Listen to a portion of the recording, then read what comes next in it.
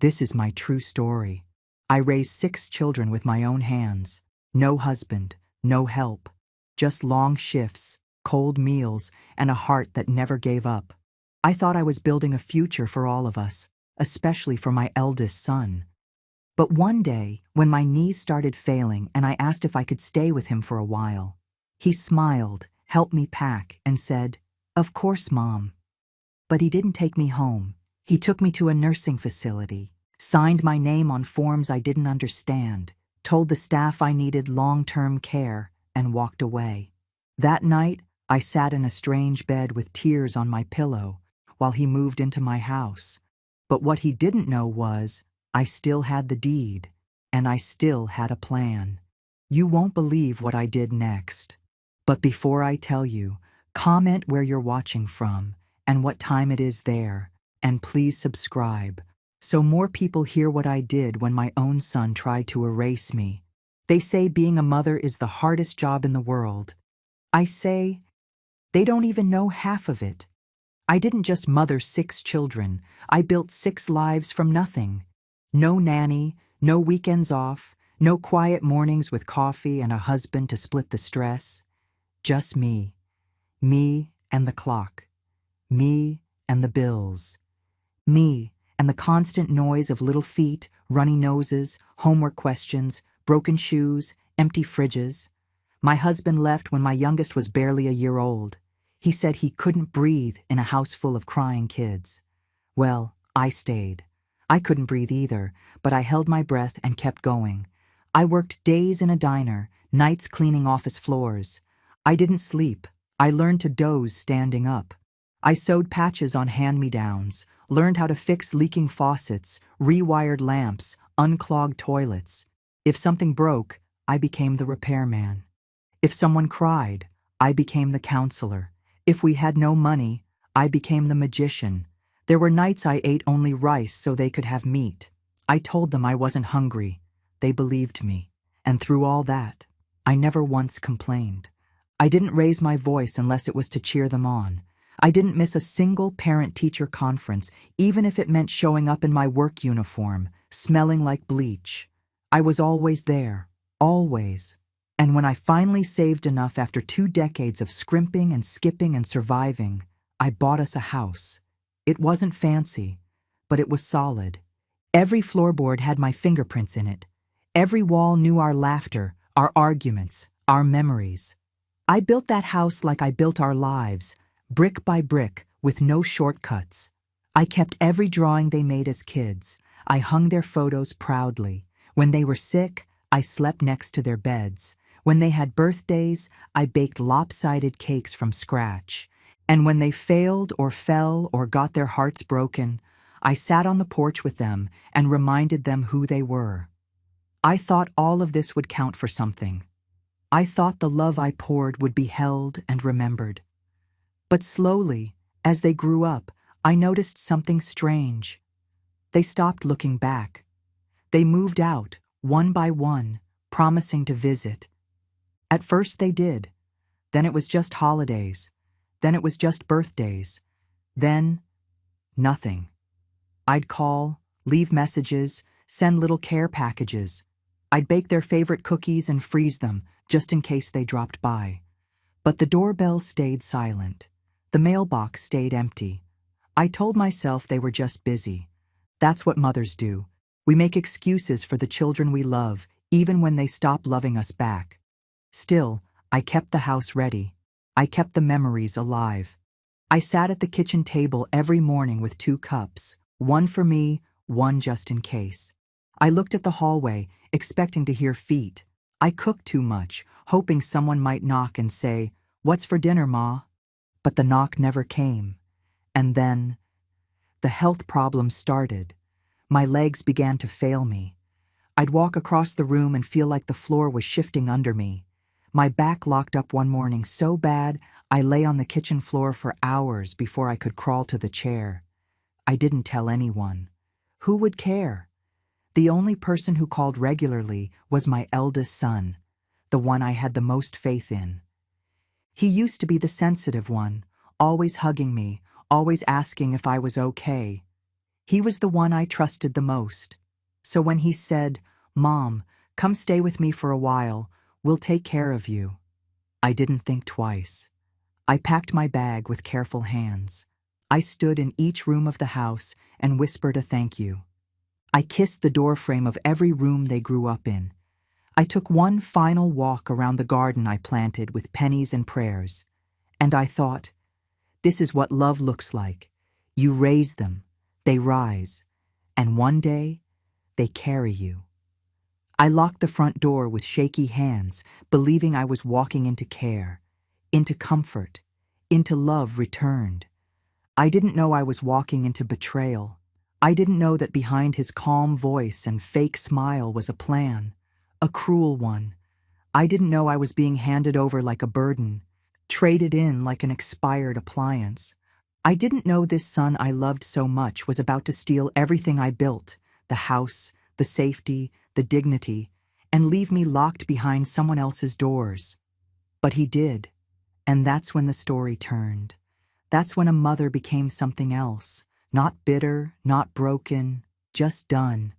Getting old is strange. You don't notice it at first. One day you are full of energy, cleaning the house, cooking for 6 kids, walking to the market and back without a second thought. And then slowly, your body starts to slow down.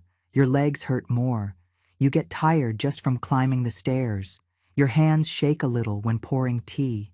You forget little things, like why you walked into a room. You sit down more often, and sometimes you sit longer than you mean to. That's what happened to me. After raising my children all on my own for so many years, I thought maybe now they would look after me a little.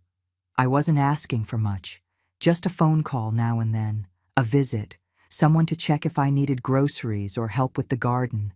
But the truth is, they moved on. One by one, they stopped calling. Some got married and moved far away. Some had kids and said they were too busy. Birthdays passed without a word. Holidays came and went without a knock at my door. I told myself they were just busy, but deep down, I felt forgotten. Alone in the house I built from nothing, I started to feel invisible. The house was quiet, too quiet.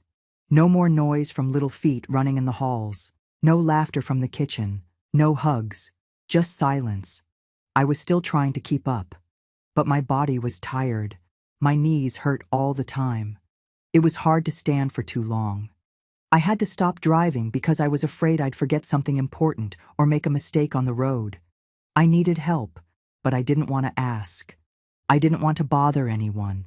Then, one day, my eldest son called. He sounded warm and kind. He asked how I was doing, if I was eating properly, if I was taking my medicine. He said, "Mom, why don't you come stay with us for a while? We can take care of you."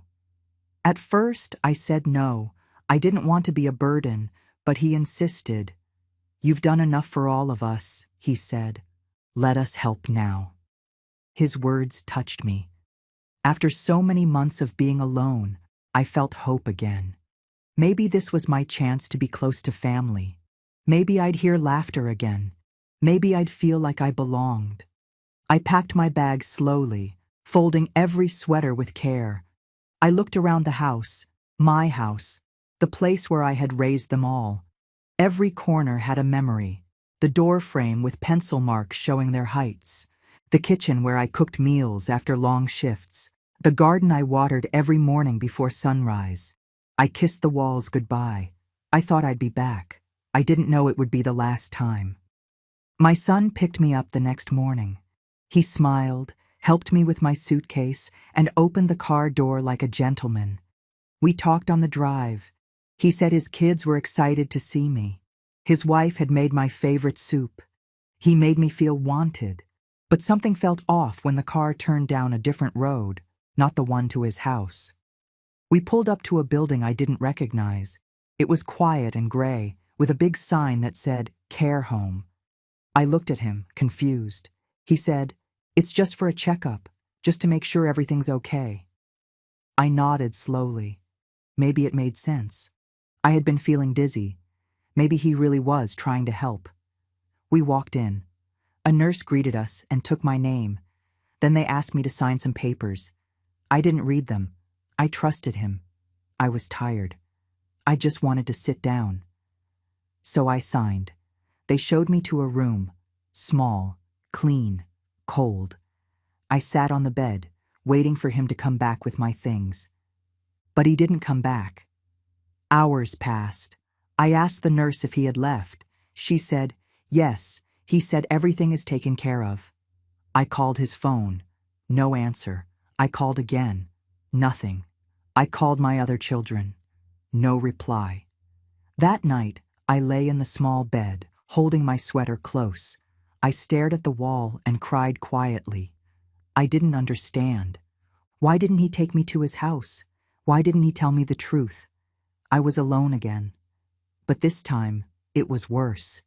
Because I had trusted him. Because he was my son.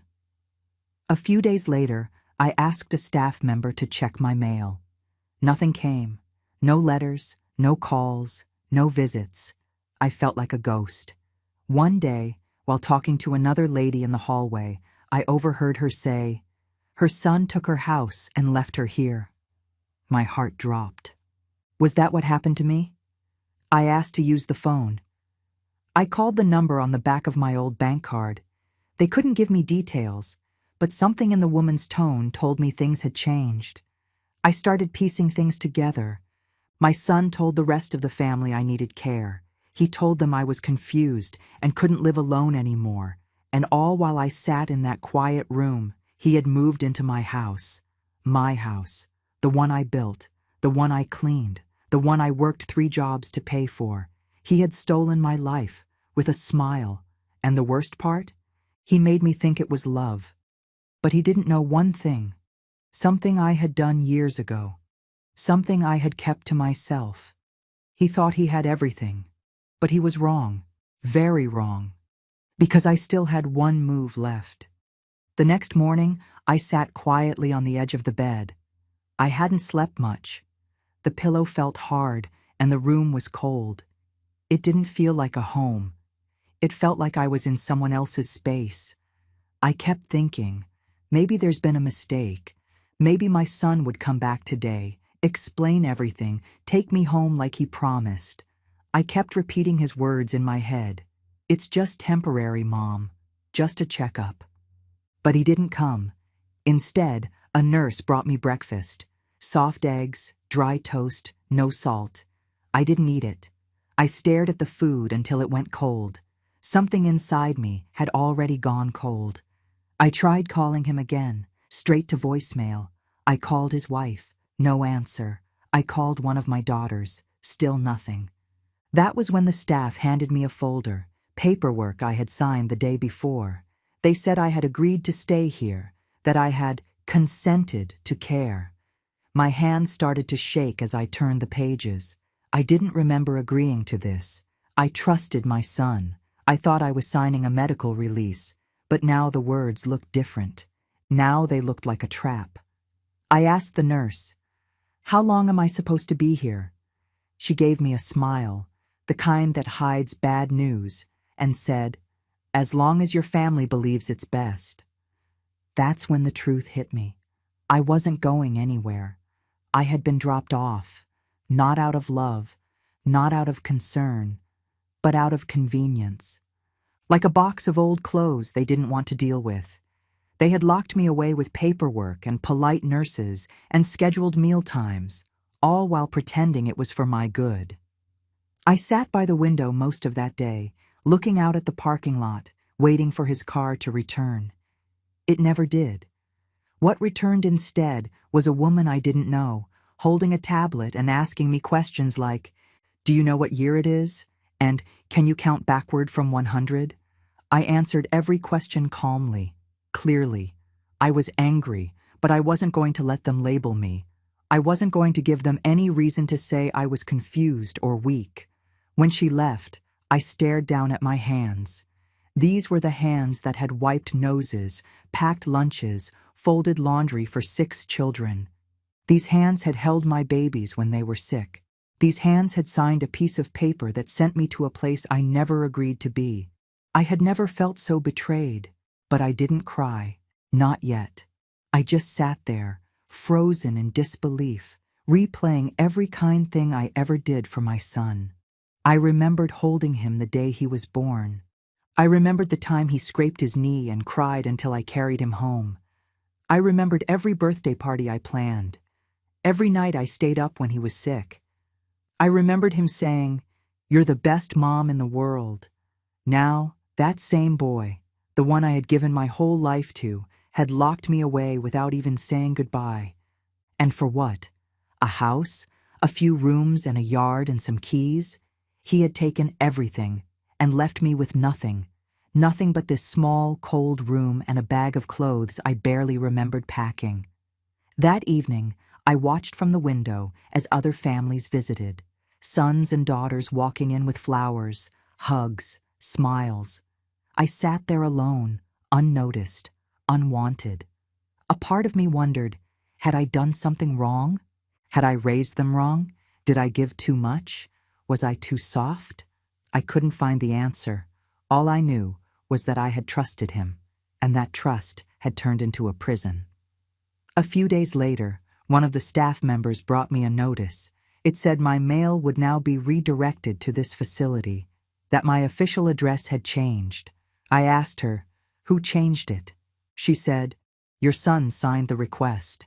That was when I knew this wasn't just a temporary stay. He wanted me gone, removed, erased. He had told the rest of the family I was better off here, that I needed professional care. He had made it sound like a favor, a sacrifice. But I knew the truth. He didn't want a sick mother. He wanted a house, my house. And now he had it. I couldn't sleep that night. I sat up, holding an old photograph I had kept in my wallet, a picture of the house on the day we painted it together. He was only 12, covered in white paint, smiling.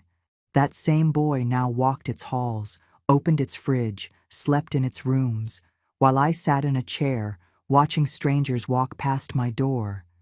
I could feel something shift inside me, a part of me that had always been kind, always been forgiving, always said, "They're just kids. They'll understand one day." That part went quiet. In its place, a new voice rose up. A calm, steady voice, one that whispered, "He thinks he won, but he doesn't know everything." And he didn't. He had no idea what I had set up years ago.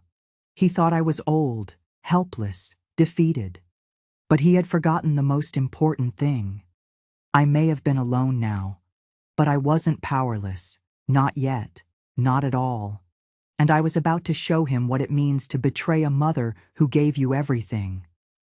3 weeks passed. Nobody came. No one visited. Not one phone call from my children, not a single message asking how I was. Each morning felt like the last. Same beige walls, same quiet hallways, same tray of bland food waiting at my door. The nurses were polite, but they weren't family. I kept waiting for someone to show up, for someone to say, "We're taking you home, Mom." But all I got was silence. Cold, insulting silence. Then, one day, I asked the nurse if she could help me get my mail. I hadn't received anything since I was brought here. She looked confused and said she'd check. A few hours later, she returned with a stack of unopened letters. Most were bills, but one envelope caught my eye. It was from the utility company, addressed to my house, but it had been forwarded here. I opened it slowly. My hands shook. I read it once, then again. The bill wasn't in my name anymore. It had been changed. That was my first clue something was wrong. I asked for a phone. She handed me a cordless one and left me alone. I dialed the number for the electric company. The man on the phone confirmed it. The name had been updated, and the primary resident listed was now my son. I asked when the change was made. He told me, the same day I was admitted here. I thanked him and hung up, heart pounding. Something wasn't right. I tried calling my other children, my eldest daughter, my middle son, even my youngest who lived 3 towns away. All of them sent me to voicemail. My messages were calm at first. "Just checking in. Hope you're doing well." But then I asked the hard question, "Did you know your brother moved into my house?" No answer. Days passed. Then finally, my youngest daughter responded, in a single line of text. "He said you needed medical care and couldn't handle the house anymore." That was the moment I realized the full betrayal. He hadn't just taken me away. He had told lies to everyone else, painted me as weak, sick, incapable, made them all believe this was my choice, that I couldn't live on my own. He made them think I had given him the house, and worst of all, they believed him. I sat in my chair, hands trembling, and thought about every time I had defended him, every time I told the others, "He means well," or "He's just under stress." Now I saw it for what it was, manipulation. A son who wanted something and erased me to get it. He had taken my voice, my space, my name off the door. But what he didn't know was that I had prepared for something like this a long time ago. I remembered a meeting from years ago, after my divorce, after the kids moved out. I had gone to a lawyer and created a living trust. I didn't tell anyone, not even my children. I wanted to make sure the house, the savings, the little bits of gold and insurance I had left would all go to the person who treated me with love, not obligation. At the time, I didn't know who that would be, but I had listed a second beneficiary, just in case, and that name wasn't one of my children. It was my son's ex-wife, the woman he divorced 10 years ago, the woman he left with 2 kids and a broken promise, the woman who, even after the divorce, came by with soup when I was sick, who brought the kids over to visit, who once changed a light bulb in my kitchen because she didn't want me climbing a stool. She had always called me Mom, even when she didn't have to. And now I was thankful I never removed her from that document. My son thought he had won. He thought he'd buried me in this place and taken what he wanted. But he forgot. I still owned the deed. I still controlled the trust. The house might have been full of his furniture now, but it didn't belong to him. It never did. I stood up slowly, my knees stiff, but my resolve clear. I went to the window, looked out at the fading sun, and whispered to myself, "Let's see how he handles losing everything overnight." Because if he thought locking me away in a nursing home meant I'd forget who I was, he was about to learn just how wrong he was. When I sat back down in that tiny room, the one they called a residential suite, but looked more like a waiting room for the forgotten, I opened my drawer and pulled out the folder I had packed without telling anyone. It was old and worn, corners bent, spine cracked, but inside was everything that still gave me power, my will, my living trust, my life insurance paperwork, and most important of all, the deed, the original deed to the house, my house, the one I built with my own 2 hands over 3 decades, every nail, every corner, every memory etched into its walls. I ran my fingers over the paper slowly. So many years I had told myself, keep it safe, just in case. I never thought this would be the case. But now, sitting in a home where I was treated like a burden instead of a mother, I was glad I had trusted my instincts. Years ago, after my husband left, I had visited a lawyer. I didn't want my children fighting over the house if something ever happened to me. So we created a living trust. That meant when I passed, the house wouldn't go through probate. It would automatically pass to whoever I named. At the time, I couldn't decide between my children. Each had their flaws, their tempers, their moments of care and cruelty. But one person stood out, someone who wasn't even blood, my son's ex-wife. Her name was Rachel. She and my son were married for nearly 12 years, had 2 beautiful children together, and I thought they'd last forever. But my son, being the impulsive man he was, started cheating and left her for someone younger. I was furious, not just because of the betrayal, but because he had destroyed a good woman's peace. Even after the divorce, Rachel never spoke a bad word about him in front of me. She still brought the grandkids around for holidays, still checked on me during flu season, still sent me flowers on my birthday. One winter, when my heater broke, she drove over with portable ones and extra blankets. My own children didn't even call. That was the moment I decided. If there's one person who deserved the house when I was gone, it was her. I told the lawyer to make Rachel the secondary beneficiary on the trust. If anything happened to me and none of my kids were worthy, the house would go to her. The lawyer raised an eyebrow, but didn't argue. We filed it, and I locked the papers away. Now, all these years later, her name sat there like a quiet promise waiting to be fulfilled. I smiled to myself. My son thought he had cornered me, that he'd dumped me in a care home and taken everything without a second thought. But he forgot I still held the key. Literally. The title was still under my trust. And the trust? Still active, still untouched. Legally, he had no claim. I had never signed over the property. He just assumed, like always, that he'd get away with whatever he wanted. But not this time. I looked again at Rachel's name.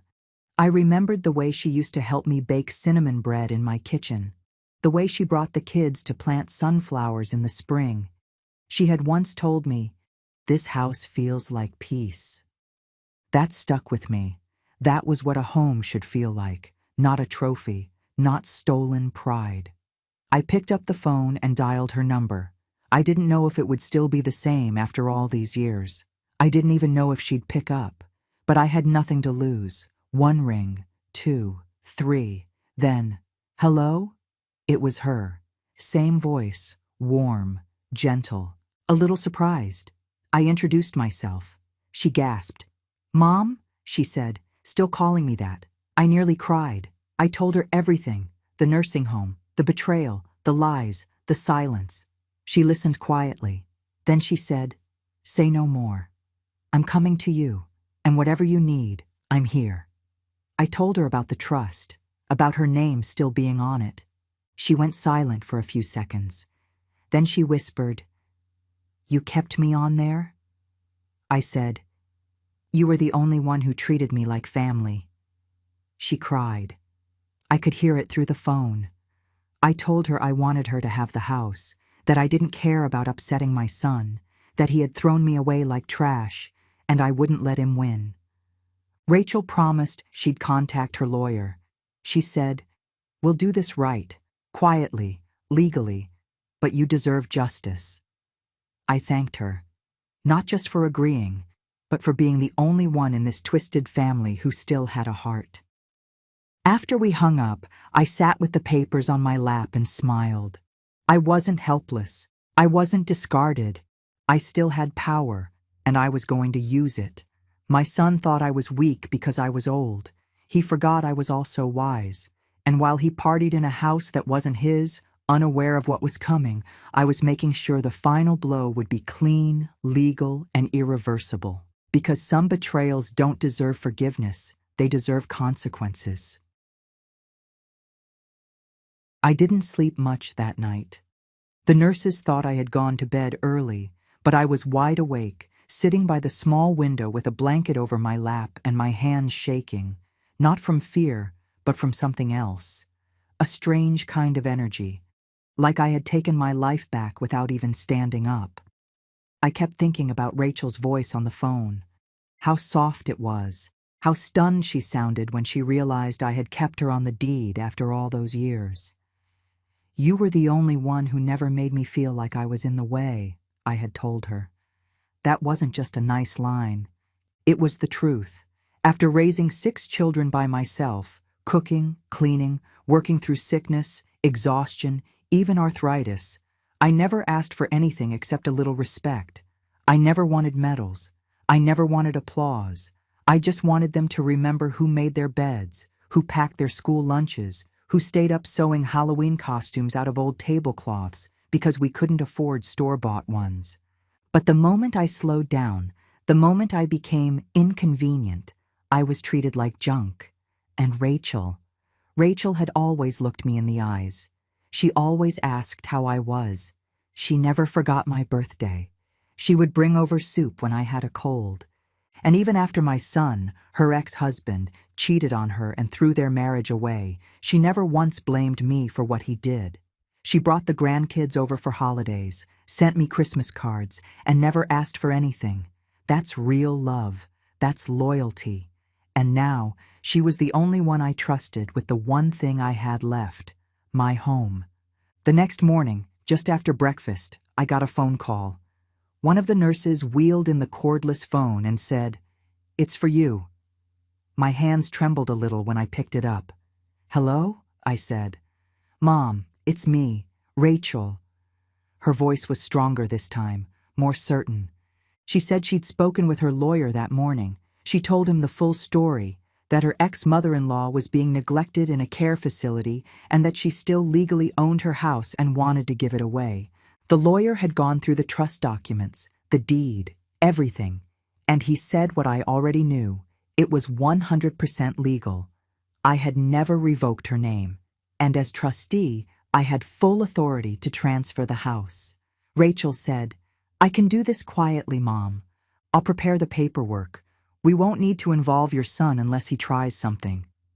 I let out a breath I didn't realize I'd been holding. I thanked her. Then I said something I had never said out loud. "I always knew you were the only one I could trust." She was quiet for a second. Then she whispered, "Thank you for believing in me." We talked for nearly 20 minutes. I told her what the nursing home looked like, how my room faced a brick wall, how the staff barely spoke to me unless they were handing out pills. She listened, and I could hear her growing angrier. "He did this to you?" she said. "He put you here like this?" "He told everyone I needed professional help," I said. "That I couldn't be left alone, that I was becoming confused." "Are you confused, Mom?" she asked. "Only about how I raised a son who could do this to me," I said. She didn't laugh. She didn't speak for a moment. Then she said, "You didn't raise him like this. He chose this." That meant more than I can explain, because every mother blames herself when a child turns cruel. But sometimes, no matter how much you love, they still become strangers. I told her my son had cut off my access to my own mail, that I hadn't seen a single bill, statement, or letter in weeks, that I was living in a room smaller than the pantry I used to have, and eating soup from plastic trays. She was silent for a long beat. Then she said, "I'm filing the paperwork today. You'll get a copy in the mail, but I'll do the rest." "What do you mean?" I asked. "I mean," she said slowly, "I'm going to change the locks." I smiled. I hadn't smiled in days, maybe weeks. It was small, but it was real. I imagined the look on his face, my son, when he realized the house he had stolen from his own mother now belonged to the woman he had tossed aside like trash.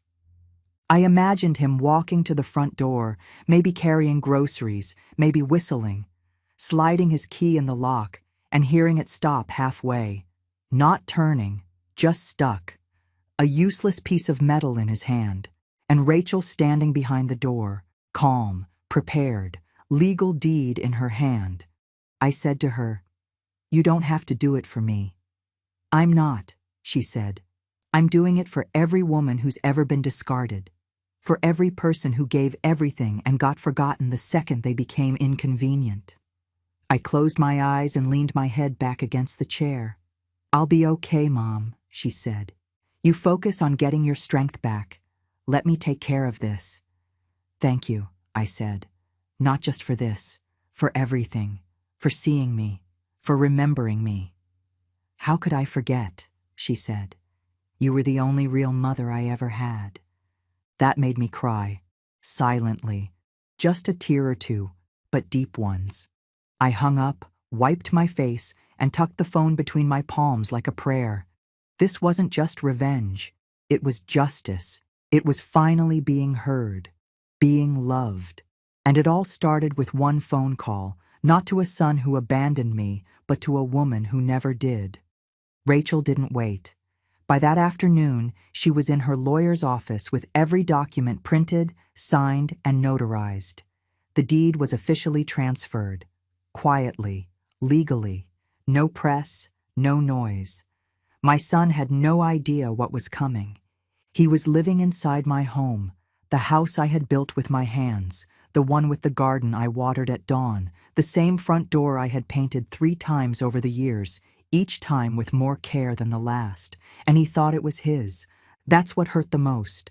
Not just that he put me in a care home like I was some worn-out chair he didn't want anymore, but that he truly believed he had won.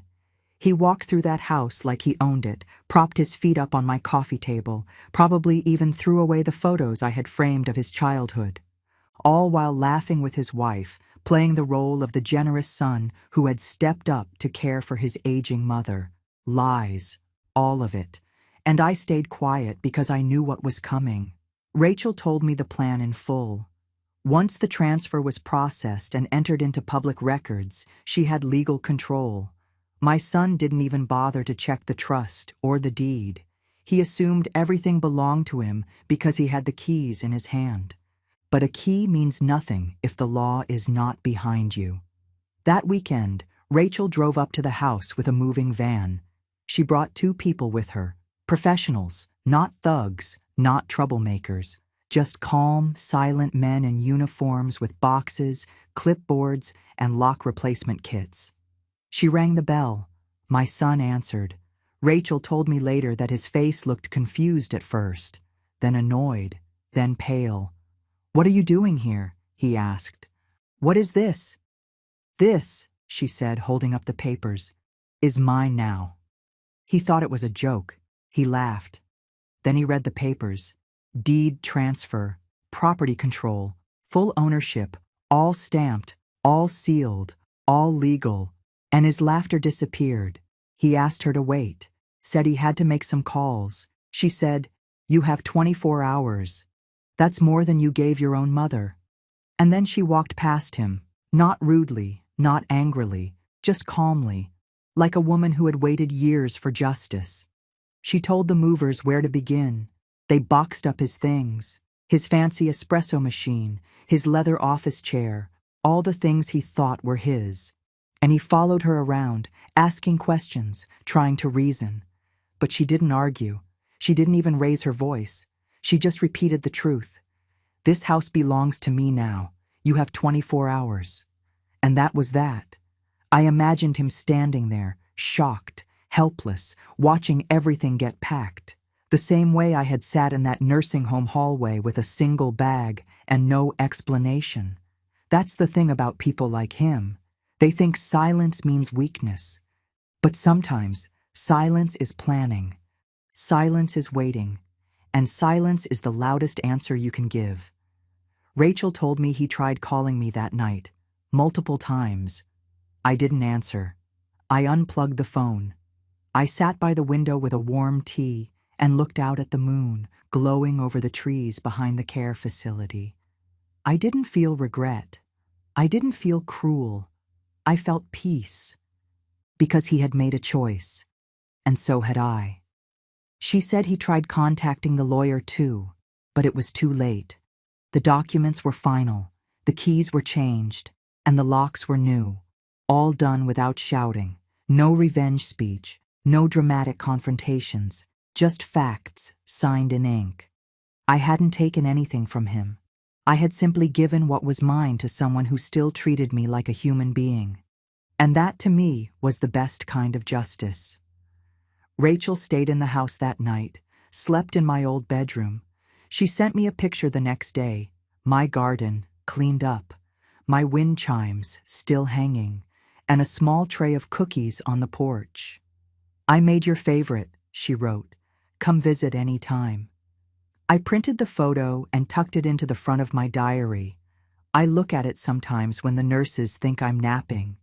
It reminds me that even after all the pain, all the betrayal, kindness can still bloom, especially in the cracks left by those who tried to bury you.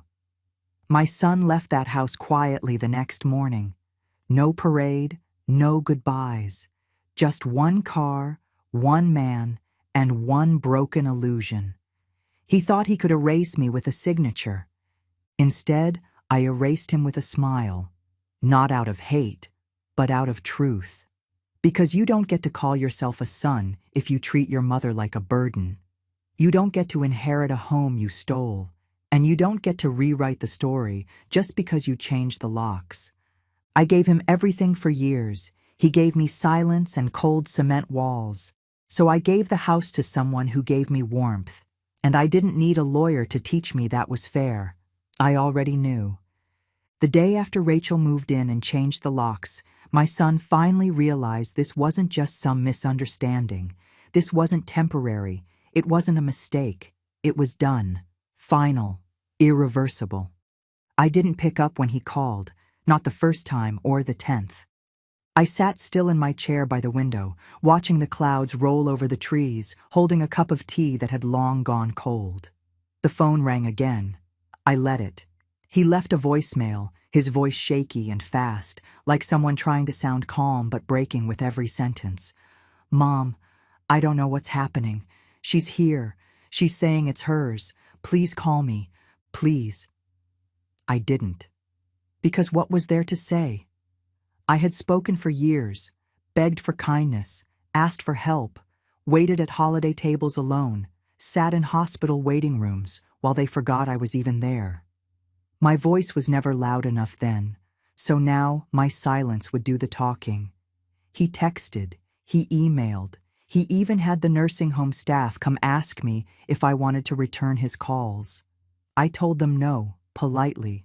I wasn't angry. I was done. He didn't take me to a nursing home to talk. He took me there to disappear, to rot in peace so he could play king in my home. Let him taste that now. Let him feel what it's like to be on the outside, confused, powerless, searching for an answer that won't come. Rachel said he tried to go to a lawyer, tried to prove the transfer was invalid, that it was a trick. But everything was legal, ironclad, notarized, documented, and filed. There was nothing he could do. His name wasn't on anything, not the deed, not the trust, not the will. He had erased me from his life, but he forgot to erase the paper trail. That was his mistake. That was my victory.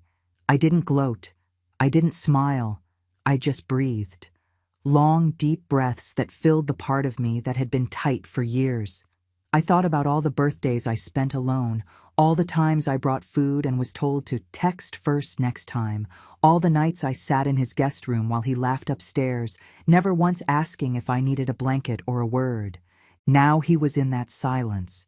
Now he was the one asking questions into empty rooms. Rachel said he stood outside the house for a long time after the movers left. He just stood there, like a statue, watching the door that was no longer his. I wonder if he remembered how he left me, how he drove me in silence to a building I'd never seen, handed my paperwork to a nurse, and walked away without even a look back. I wonder if it hit him then, the echo of his own cruelty. Because sometimes it takes being on the other side of the locked door to understand what you've done. Neighbors started noticing, of course. People always do. Word spreads quickly in communities like ours. Why is Rachel living there again? Where's your mother? Why haven't we seen her lately? And he had no answers. None that didn't make him look like the villain. Because he was. And he knew it. He tried to spin stories. Said I was confused. Said Rachel took advantage of me. But they all remembered how he talked about me before. How he laughed at my questions. How he joked that I was losing it just because I asked if we could have dinner together once in a while. They didn't buy it now. Rachel had always been kind, polite, present. People trusted her more than him. And it showed. Invitations stopped. Friends stopped calling. Even his own siblings were silent. One of my other sons sent me flowers at the nursing home with a small card that said, "I'm so sorry, I didn't know." I believe him. Maybe he really didn't. Maybe he believed the lies his older brother told him, that I was in good care, that I was better off. But now they all knew the truth. And truth is loud, even when whispered. My son, the one who took everything, was left with nothing but questions and shame. I heard from one of the nurses that he came by the nursing home one afternoon, asked if he could see me. I said no. Not because I hated him, but because I had nothing left to give him, not even forgiveness. Not yet. He made his choices. Now he could live with them, just like I had to live with mine. The hardest part of all of this was knowing I had loved him with every part of me.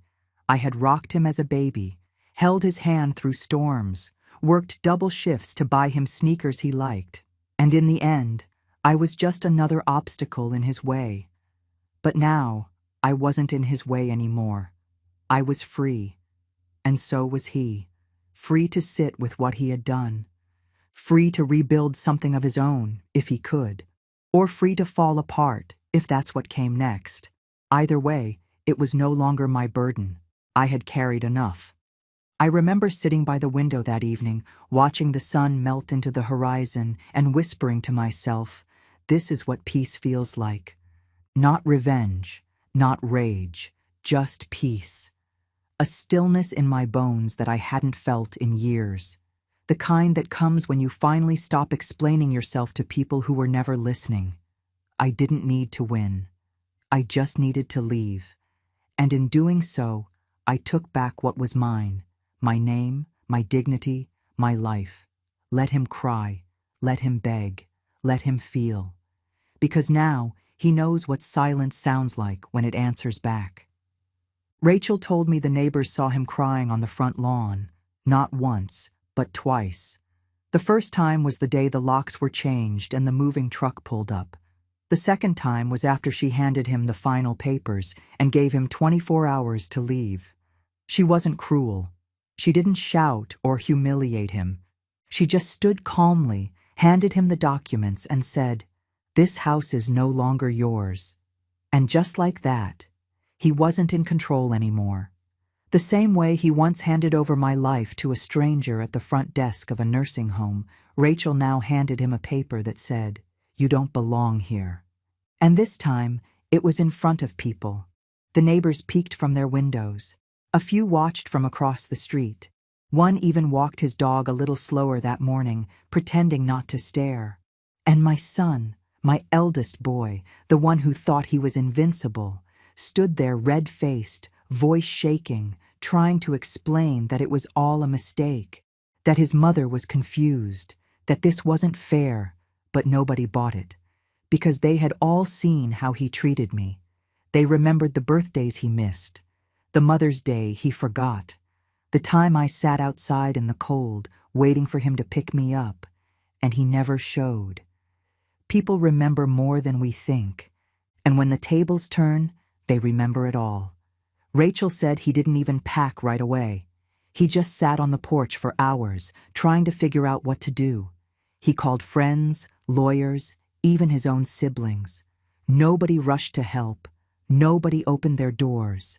That day, the man who once had all the power, the keys, the control, the access, was locked out of his own plan. I wasn't there to see it, but I imagined him fumbling with the doorknob, the same way I fumbled with those hospital hallway railings when he left me in that nursing home without warning. I imagined the panic in his voice, the way mine cracked when I realized I'd been left behind. I imagined the silence that followed, the cold realization that everything had shifted and nothing would ever go back. Only this time, it wasn't me. It was him. And Rachel? She didn't raise her voice. She didn't gloat. She didn't say half of what she could have said. She simply said, "This is mine now, and you need to go." The way he once said, "It's temporary, Mom," when he dumped me at that facility, like I was luggage too heavy to carry anymore. The 24 hours she gave him were more grace than he gave me.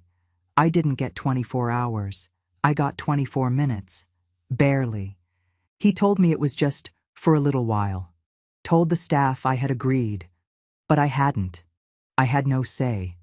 And now, neither did he. The irony wasn't lost on me. That the woman he divorced, the one he thought was disposable, was the one who stood between him and the house he stole. That the mother he locked away in silence was the one who gave her that power. And that the life he tried to erase came back louder than ever. Some called it revenge. I didn't. I called it balance. For years I carried him.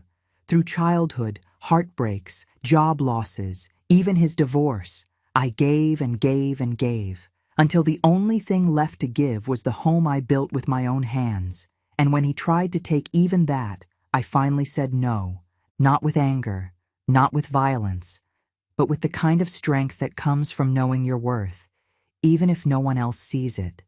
That week, I heard he tried to stay in a hotel nearby, tried to sneak back into the neighborhood, but people talked, and not kindly.